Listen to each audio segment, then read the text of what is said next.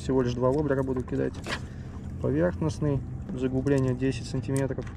Это когда он начнет плюхаться, с поверхности его выманивать вот таким вот немаленьким 130-м воблером. И с заглублением 1,5 метра. Такой вот, когда уже менее активный кидать его.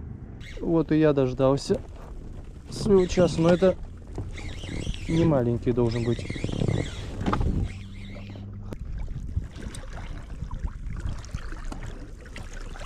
Оп.